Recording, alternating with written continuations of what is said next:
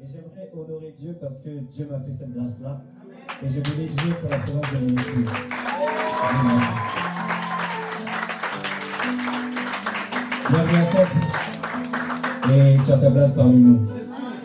Bienvenue à Seb Tour. C'est ta famille aussi ici. Alléluia. Si tu es là, c'est en partie aussi grâce à eux. Que Dieu bénisse Seb. Alléluia. Le thème de mon message, c'est à la rencontre du Saint-Esprit. Est-ce que tu peux regarder ton voisin et dire oui? À la rencontre du Saint-Esprit. Alléluia. On parle d'expérience, c'est vrai. Et je vais essayer de donner quelques expériences que j'ai pu vivre avec le Saint-Esprit. Je n'ai pas voulu forcément aller trop loin, j'ai voulu rester dans la simplicité. Et vous savez, le Saint-Esprit est un thème où on parle simplement que le jour de la Pentecôte. Mais le Saint-Esprit n'est pas une fête. Le Saint-Esprit ne doit pas être parlé qu'à partir du mois de mai. Mais le Saint-Esprit doit être parlé, il doit être évoqué chaque jour, chaque mois, chaque semaine, à chaque heure et à chaque seconde, voire chaque minute. Dieu le Père, Dieu le Fils et Dieu le Saint-Esprit, dès le commencement, dans le livre, dans les tout premiers mots du livre de Genèse et au fil des récits bibliques, nous voyons aussi que le Saint-Esprit est présent aux côtés du Père et du Fils. Le Saint-Esprit est présent aux côtés du Père et du Fils dès le commencement. Vous allez voir que dans Genèse, il est écrit, au commencement, Dieu créa les cieux et la terre. La terre était en forme vide, il y avait les ténèbres qui recouvraient l'abîme. Et voici le Saint-Esprit se mouvait au-dessus de... Alléluia. Mais il faut reconnaître que lorsqu'on s'adresse à Dieu et qu'on invoque le Fils, la personne du Saint-Esprit est souvent négligée. La personne du Saint-Esprit est souvent négligée. On parle du Père, on parle du Fils, mais on parle très peu du Saint-Esprit. Pourtant, Jésus, lorsqu'il est monté vers son Père, il a dit qu'il lui était avantageux, il nous était avantageux qu'il parte, afin que le Consolateur vienne. Le Saint-Esprit est l'avantage.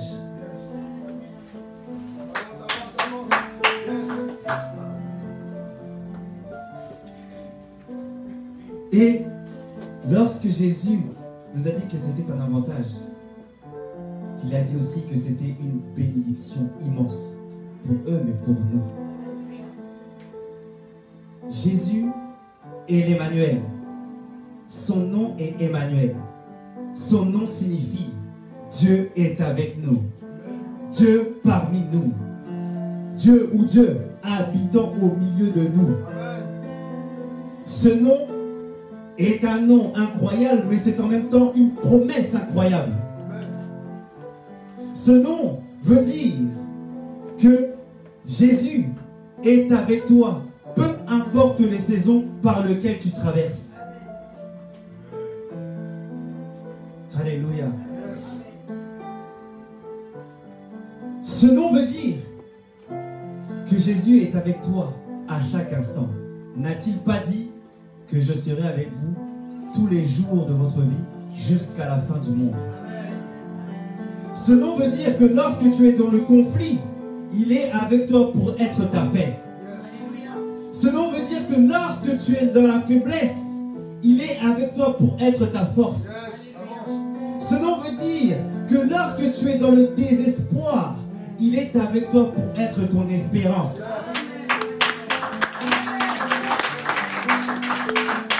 Et si tu es dans le besoin, ce nom est là pour te dire qu'il est ton pourvoyeur. Alléluia. Toutes ces promesses-là résident dans ce nom. Dieu veut que ces promesses se réalisent en chacun de nous. Amen. Dieu veut que ses promesses deviennent une réalité et que ses bienfaits soient expérimentés par chacun de ses enfants. Il veut que la personne de Jésus-Christ, il veut que les bénédictions en Jésus-Christ, il veut que son héritage soit connu de tous. C'est pour ça qu'il nous a envoyé le Saint-Esprit. Tu ne peux pas manifester toutes ces choses-là si tu négliges le Saint-Esprit. Est-ce que vous êtes là? Amen. Amen. Tu peux avancer? Tu dors pas? Amen. Mon objectif de cet après-midi, c'est de briser beaucoup de mensonges et beaucoup de mauvaises conceptions que nous avons de la personne du Saint-Esprit.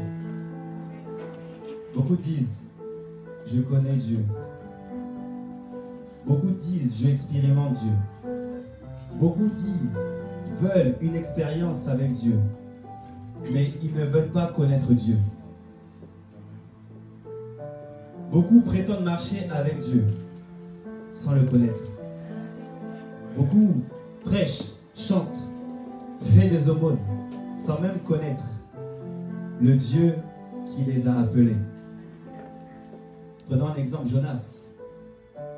Jonas était fervent et pourtant, lorsque Dieu l'a appelé, il n'a pas su connaître le cœur de Dieu. Alléluia.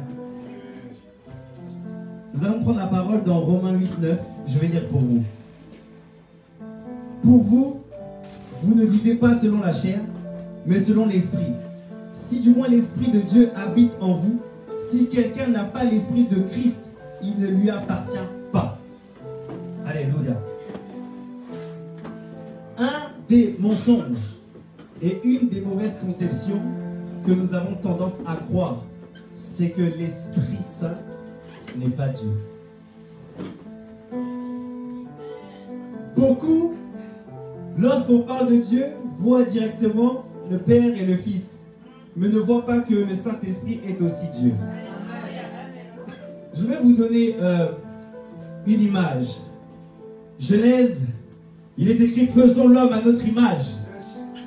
Mais quand Dieu dit « Faisons l'homme à notre image », dans le livre,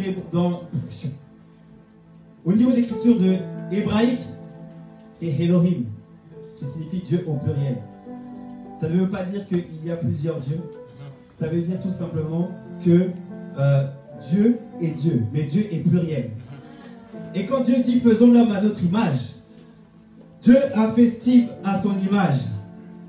Steve est fait d'esprit, âme et corps. Lorsqu'on distingue ces trois parties, on ne peut pas dire qu'il y a trois Steve. Sinon, on appellerait ça des triplés. Il n'y a pas trois dieux, il y a un Dieu. Mais par la foi, nous croyons que le Dieu pluriel, il est le seul Dieu.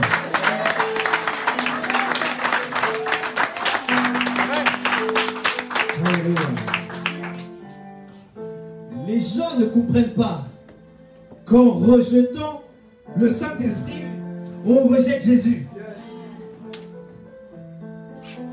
On rejette Jésus. N'est-il pas écrit le Dieu d'Abraham, d'Isaac et de Jacob? N'est-il pas écrit? N'est-il pas dit qu'il y a le Père, le Fils et le Saint-Esprit? Il y a eu le règne du Père et il continue. Il y a le règne du Fils et elle continue. Mais il y a l'œuvre aussi de l'Esprit et il est présent.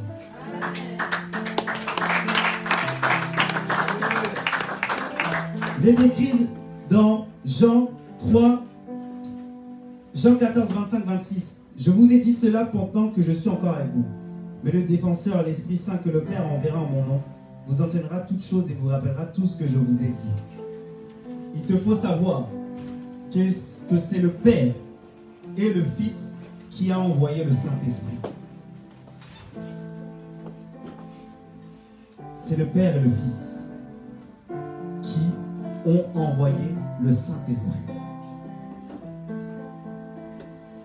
Et au travers le Saint-Esprit, celui qui considère la présence du Saint-Esprit accède aux choses que le Père a prévues pour lui.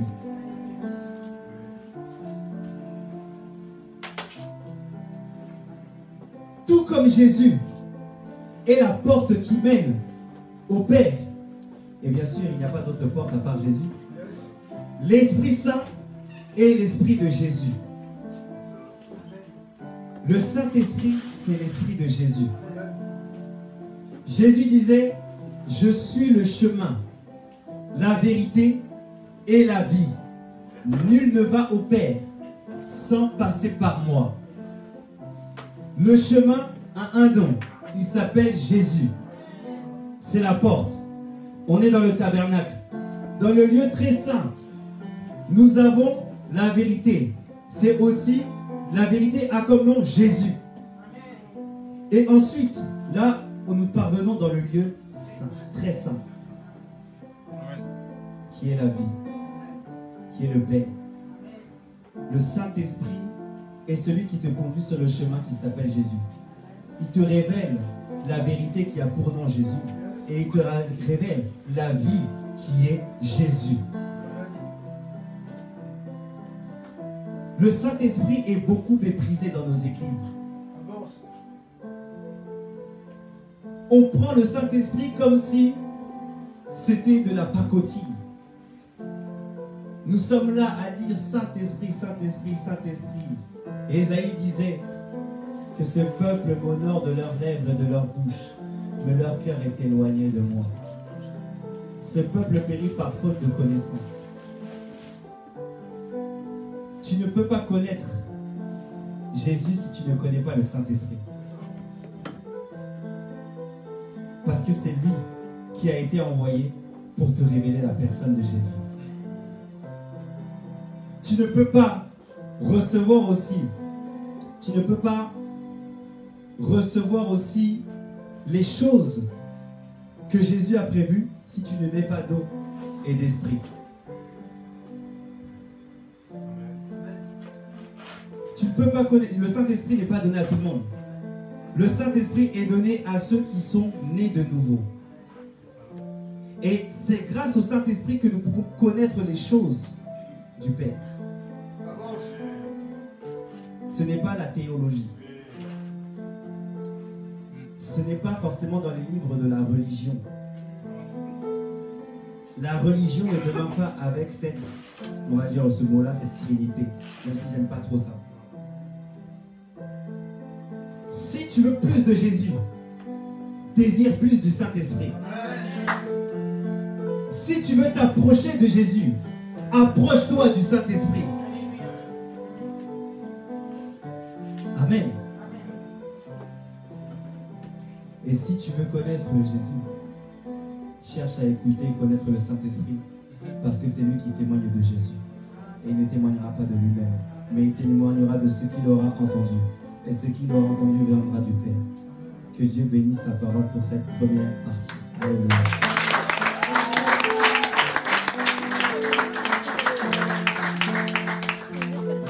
Une des expériences que j'ai pu vivre avec le Saint-Esprit aussi, c'est que le Saint-Esprit me disait que Steve, tu sais, il y en a beaucoup qui sont dans la religion et qui ne sont pas dans la relation. Pourquoi? Parce que beaucoup ont peur de l'Esprit de Dieu. Beaucoup ont peur du Saint-Esprit. Amen. Je vais lire Luc 11 pour vous. Quel père parmi vous, si son fils lui demande un poisson, lui donnera un serpent au lieu d'un poisson? Ou bien s'il demande un œuf, lui donnera-t-il un scorpion? Si donc vous, tous mauvais que vous êtes, vous savez donner de bonnes choses à vos enfants, à combien plus forte raison le Père Céleste donnera-t-il l'Esprit Saint à ceux qui lui demandent? Amen. Ici, le Saint-Esprit, le Seigneur compare cette demande du Saint-Esprit à des enfants qui demandent quotidiennement en fait de la nourriture à leur père.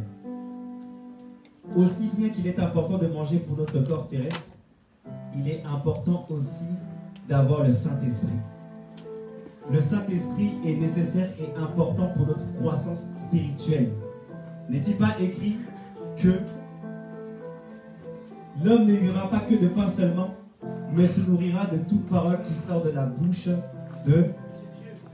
Amen. La relation avec le Saint-Esprit doit être naturelle. Aussi naturelle comme des enfants qui demandent « Papa, maman, frère, ma soeur, est-ce que je peux avoir un petit pain au chocolat ?» Alléluia. Il ne faut pas avoir peur du Saint-Esprit. Au contraire, avoir peur du Saint-Esprit nous prive de cette grâce-là. Beaucoup ont peur du Saint-Esprit à cause de la peur du rejet, la peur du mépris. Amen. Beaucoup n'acceptent pas d'avoir le Saint-Esprit dans leur vie parce qu'ils ne contrôlent pas. Ils ont peur parce qu'ils ne contrôlent pas forcément les choses. Mais le Saint-Esprit, on ne le contrôle pas. Et vous savez pourquoi on ne contrôle pas le Saint-Esprit? Parce que le Saint-Esprit est une personne. On ne peut pas forcément contrôler une personne. Aujourd'hui, si je cherche à te contrôler, tu me rebuteras. Pourquoi? Parce que tu as une volonté. Alléluia. Amen.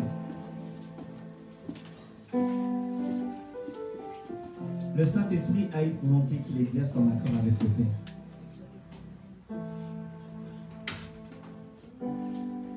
Beaucoup veulent la puissance. Beaucoup veulent la bénédiction. Beaucoup veulent la gloire.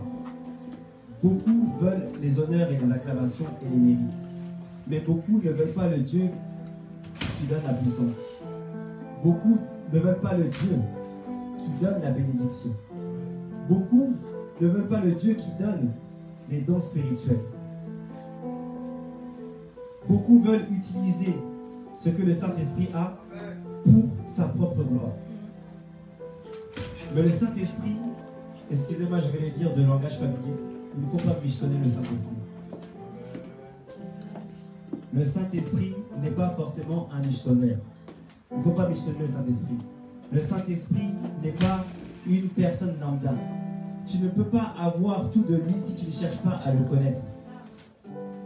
Il ne peut pas forcément te transmettre certaines choses si tu n'enlèves pas ces fausses et ces mauvaises conceptions que tu as de lui. Beaucoup ne vivent pas une relation profonde avec lui parce qu'ils ont une mauvaise conception de lui. Franck le disait, si on t'a rejeté dans le monde, même si tu pêches, même si tu fais des choses, tu fais des bêtises, lui, le Saint-Esprit, ne te rejettera pas. Le Saint-Esprit continuera à t'aimer. Alléluia. Amen. La personne qui s'abandonne au Saint-Esprit et qui lui confie sa vie expérimente son amour et sa bonté. Il ne faut pas avoir peur du Saint-Esprit.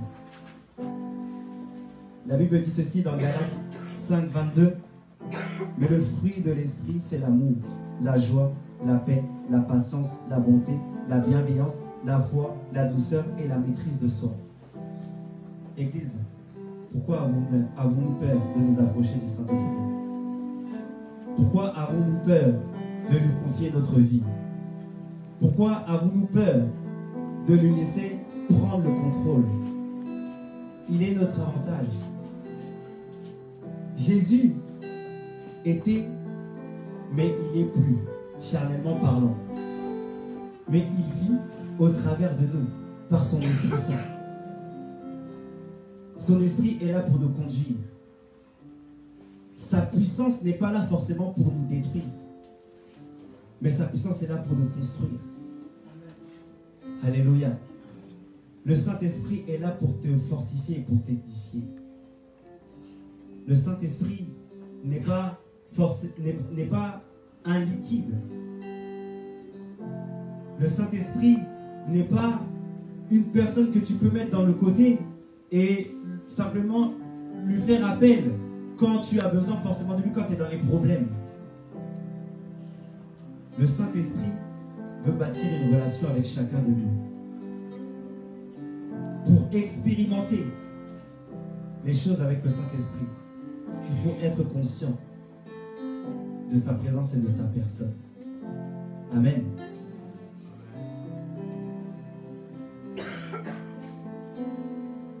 celui qui désire le Saint-Esprit sera comme le buisson ardent. Le buisson ardent brûlait, mais n'était pas forcément consumé. Quand tu as le Saint-Esprit, il ne te consume pas. Mais il t'embrasse de son amour, de sa joie et de sa bonté. Amen. Une des choses, une des réalités aussi que j'ai pu vivre durant ma marche, c'est que très peu de personnes ont conscience que le Saint-Esprit vit en eux. Beaucoup disent que je suis le temple du Saint-Esprit et pourtant quand on regarde leur vie, on ne voit pas forcément le Saint-Esprit.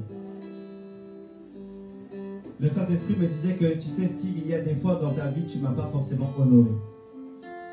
Et quand je lui disais, mais comment tu peux dire que je ne t'honore pas? Il me disait, Steve, tu ne cherches pas forcément des fois à communier avec moi.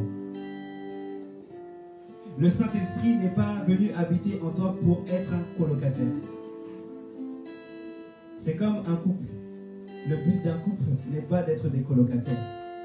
C'est d'être intime. Amen.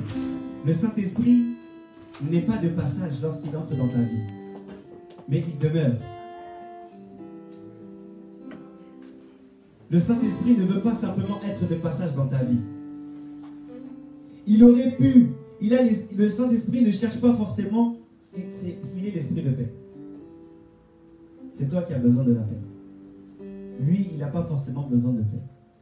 Les démons, eux, quand ils rentrent chez toi, dans ton corps, eux, quand ils sortent, ils ont besoin d'habitation.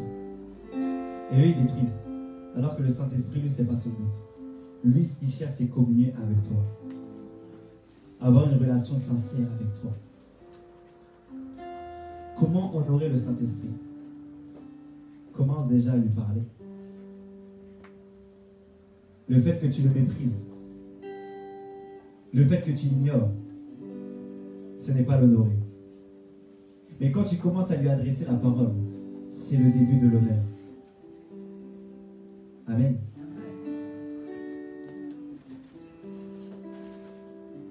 À un moment donné, si tu ne cherches pas à parler avec le Saint-Esprit, il s'éteindra. Et tu n'auras plus conscience qu'il est avec toi. Et tu vivras des défaites spirituelles. Tu te diras, Dieu m'a abandonné. Tu te diras, je suis dans le péché, mais j'arrive pas. Et pourtant, je prie, pourtant, je fais ceci. Tu commenceras à manifester les fruits de la chair. Tu commenceras même à mépriser Dieu, alors que Dieu n'a rien à voir dedans. Parfois, tu pries et tu te dis que, quand je vais prier, mes prières vont monter au trône. Alors que Dieu nous a tellement facilité la tâche au travers de la personne de Jésus-Christ. Il nous a envoyé son Saint-Esprit pour être proche de nous. Le Saint-Esprit habite là, en nous. Il faut être conscient. Tu n'es pas seul. Il veut simplement communier avec toi, avoir une relation avec toi. Il faut que, en cette fin d'année, nous puissions laisser le Saint-Esprit jouer son rôle. Sa présence est plus avantageuse que Jésus lorsqu'il était sur terre. Jésus, lorsqu'il était sur terre, ne pouvait pas se rendre partout à la fois. Mais le Saint-Esprit a la faculté d'être partout à la fois. Le Saint-Esprit sait de quoi nous avons besoin. Cherchons à l'honorer. Ne soyons pas dans les apparences, mais entrons dans les expériences avec le Saint-Esprit. Amen. C'est le temps.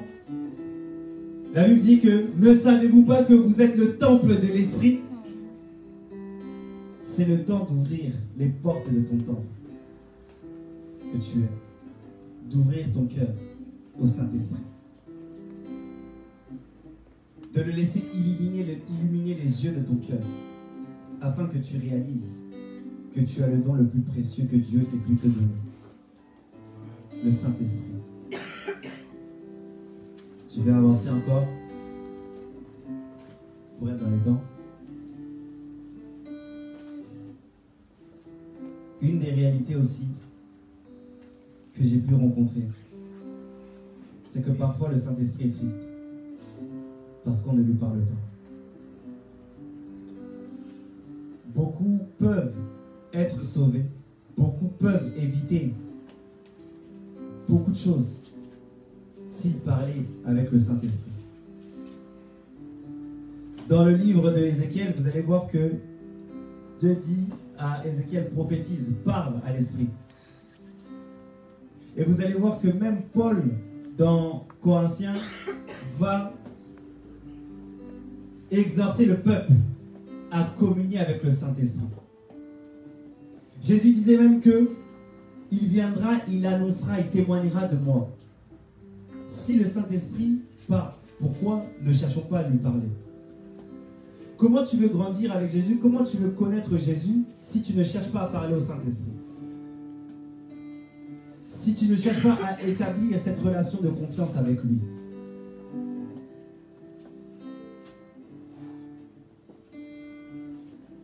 Pourquoi? Tu vas me dire, mais pourquoi parler au Saint-Esprit? Lorsque tu parles au Saint-Esprit, c'est le début d'un dialogue. Et ça pousse le Saint-Esprit à te faire des révélations sur diverses choses de ta vie, mais sur la personne de Jésus, et à agir en toi. Lorsque tu ne parles pas à certaines personnes, il y a certaines personnes qui n'agiront jamais dans ta vie. Le Saint-Esprit, c'est pareil.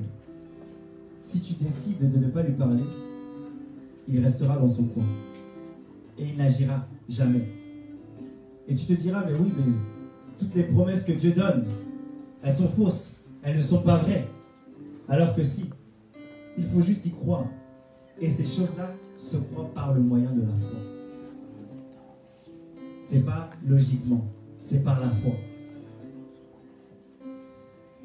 Parler au Saint-Esprit n'est pas un blasphème. Mais parler aux morts est un blasphème. Si c'était un blasphème de parler du Saint-Esprit, ça serait mentionné dans la Bible. Mais au contraire, Jésus nous encourage même à suivre maintenant le Saint-Esprit. C'est l'air de l'Esprit. Le Saint-Esprit est le Seigneur de l'Église. C'est lui qui conduit l'Église. Ce n'est pas forcément nous. De la même manière que nous avons fait confiance les autres ont fait confiance à Jésus, nous aussi nous devons faire confiance au Saint-Esprit. Comme les apôtres faisaient confiance à Jésus. Le Saint-Esprit est réel et il veut être réel en chacun de nous. Beaucoup se disent, mais pourquoi je ne vis pas les miracles que les apôtres ont pu faire? Pourquoi le Saint-Esprit est inopérant dans ma vie? Tout simplement parce que la considération n'est pas la même. Il y a eu les actes des apôtres, mais le Saint-Esprit veut poser des actes au travers de toi. Les actes des apôtres, c'est bien, ça continue encore, mais Dieu veut, à travers son esprit, poser des actes dans ta vie, pour qu'on puisse parler un jour aussi de tes actes, qui produisent la foi et qui édifient un jour certaines personnes et qui transforment d'autres personnes.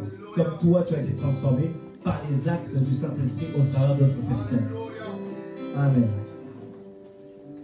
Je vais finir sur ceci. Sur le dernier point. Nous sommes dans une génération où la considération envers le Saint-Esprit est grande. Et l'Esprit me disait, il m'est arrivé un jour de ne pas manifester, d'avoir une vie chrétienne lambda, de stagner. Et quand j'écoutais les prêches du pasteur, on voit que le pasteur est fougueux, on voit que le pasteur, quand il parle de Dieu, il a l'impression de réellement le connaître. Et un jour, je me suis dit, mais Seigneur, révèle-moi réellement qui tu es. Je veux pas forcément être dans les apparences. Je veux vraiment avoir cette relation de proximité avec toi. Je veux vraiment être intime avec toi. Révèle-moi. Et au départ, on a toutes ces choses-là. Ces images du Saint-Esprit. Et le Seigneur me disait que le Saint-Esprit n'est pas un liquide qui est dans différents vases. Il me disait que le Saint-Esprit n'est pas forcément l'huile, ni le vent, ni le feu. C'est des images bibliques en fait qui démontrent son action. Et il me disait que ce qui bloque l'action du Saint-Esprit en toi, c'est que tu ne le considères pas comme une personne. Une personne n'est pas forcément que humainement parlant. Quand on parle d'une personne, on parle aussi d'un comportement, on parle aussi d'un caractère et d'une nature. Amen. Et il faut que tu saches que le Saint-Esprit s'exprime. Il entend et il a une volonté. Le Saint-Esprit n'est pas un matériel. Le Saint-Esprit est une personne et il veut dialoguer avec toi. Il veut avoir une relation. L'expérience que je peux te dire et que je peux te donner, c'est tout simplement considère le Saint-Esprit de Dieu comme une personne. De la même manière que tu parles avec ton ami, tu parles avec ton frère, tu parles avec même ton pasteur, tu parles avec ton épouse, tu parles avec ton époux, parle au Saint-Esprit. Considère qu'il vit en toi. Considère qu'il habite en toi. Et surtout, considère qu'il est plus réel que toi-même. Et lorsque tu comprendras ces choses-là, le Saint-Esprit pourra te révéler Jésus. Et le Saint-Esprit tu apprendras à découvrir le Saint-Esprit et tu découvriras tout simplement qu'il est avantageux réellement qu'il soit avec nous. Ma prière pour toi, c'est que toutes ces fausses conceptions, toutes ces mauvaises images et tous ces paradigmes que tu avais de lui soient brisés dans le nom de Jésus. C'était tout pour moi. Que Dieu vous bénisse. Je vais laisser la place au modérateur et au prochain orateur. Que la paix de Dieu soit avec vous.